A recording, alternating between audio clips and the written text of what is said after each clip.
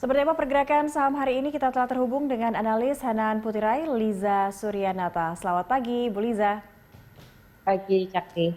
Iya, tadi kita lihat ini indeks kembali terkoreksi. Sekarang sudah 0,18% di level 4.895. Sementara hari Jumat kemarin sebenarnya sempat ditutup rebound, namun menguatnya pun tipis sekali begitu ya dibandingkan sepanjang bulan Juni ini hanya 0,15%.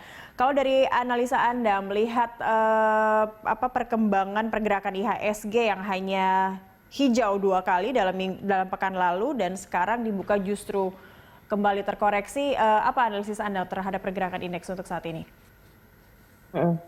Oke, jadi indeks kita dan aku rasa juga market regional global ya, sudah selama 2 minggu ini kita agak nervous ya, karena selama pembukaan relaksasi quarantine, kita juga ada relaksasi PSBB.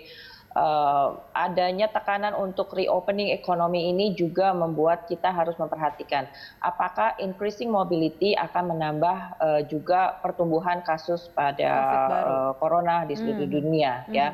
Dan ini ditakutkan bahwa kalau misalkan terjadi second wave maka akan memakan jumlah korban lebih banyak dan mau nggak mau juga akhirnya nanti kita harus kembali mengetatkan quarantine atau lockdown ini lagi gitu. Nah, jadi untuk sentimen hari ini ya mau nggak mau memang masih berkaca kepada Dow Jones terutama yang kemarin turun 700 points ya. Dan jangan lupa juga bahwa mungkin kedepannya kita ini agak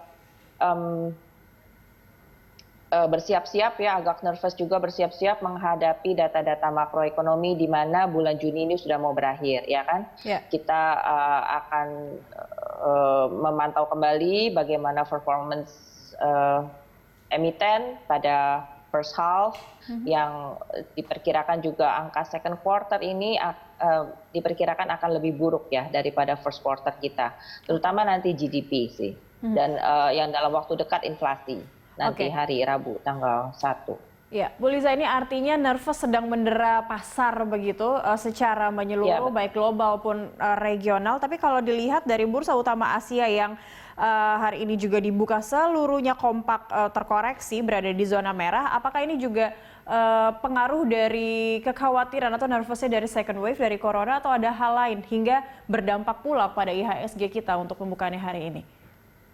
Aku rasa masih memang sentimen dunia ini masih kental suasananya dengan corona ya.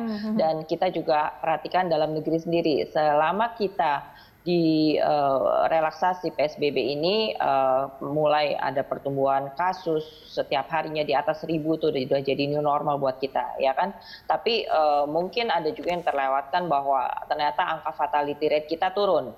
So somehow di tengah penumbuhan kasus corona ini kita masih bisa mengendalikannya gitu. Ya mungkin maybe someday corona ini akan menjadi sesuatu new normal yang benar-benar harus diterima selama dalam kehidupan kita sehari-hari gitu. Tapi ini kalau kita lihat in the meantime, Bu Liza, ini kalau kita kembali lihat ke BEI, ini juga nampaknya sangat fluktuatif pergerakannya. Kita bisa kembali ke 4.900, cuman ini naik turun begitu. Anda bisa memprediksi analisis Anda untuk hari ini saja, indeks akan bergerak di rentan support dan resisten berapa kira-kira? Untuk komposit IHSG saya supportnya sebenarnya kita agak dekat ya. Kalau bisa kita jangan lebih rendah lagi dari angka 4850 gitu. Nah kalau misalkan support ini harus jebol maka ditakutkan bahwa kita harus ketemu lagi dengan IHSG di sekitar 4750 sampai 4700-an. Dan kalaupun kita punya power untuk naik, setidaknya kita bisa ditutup di atas 4950 aja itu udah cukup bagus ya. Kita akan lebih punya banyak chances untuk ke 5000 atau 5140. Artinya pasar bagaimana harus bertahan di 4850 untuk support levelnya. Tapi kira-kira apa saham yang bisa mensupport indeks untuk berada di level saat sekarang ini untuk bisa rebound begitu, Bu Liza? Ya, kan minggu-minggu kemarin juga kan pemerintah udah berusaha ya menggelontorkan banyak paket stimulus untuk sebagai cara untuk pemulihan ekonomi nasional, salah satunya dengan bantuan likuiditas kepada 4 bank BUMN itu sebesar 30 triliun, terus ada juga penurunan PPh badan dari 25% menjadi 22% ya. Nah, untuk ya memang karena sektor finance adalah tulang punggung IHSG atau market gitu, maka memang market recovery harus dimulai dari situ. Mungkin kalau kita perhatikan BBRI, nah hari ini sebenarnya dengan posisi sekarang di 3.000 bisa dibilang cukup menarik karena angka bulat itu sendiri harusnya bisa jadi support psikologis. Tapi saya sarankan lebih baik kalau kita belinya bertahap aja ya. Dan kalau BRI itu bisa sampai ke angka 2.800, nah itu baru jadi level buy on weakness yang lebih menarik. Nah, kemudian Bank Mandiri juga salah satunya. Bank Mandiri ya. Level low hari ini di 4880 bisa jadi area spekulatif buy pertama, tapi kembali strateginya tetap beli bertahap dan lebih afdol lagi kalau kita bisa spekulatif buy on weakness di sekitar 4.500 itu kalau turun ke sana ya.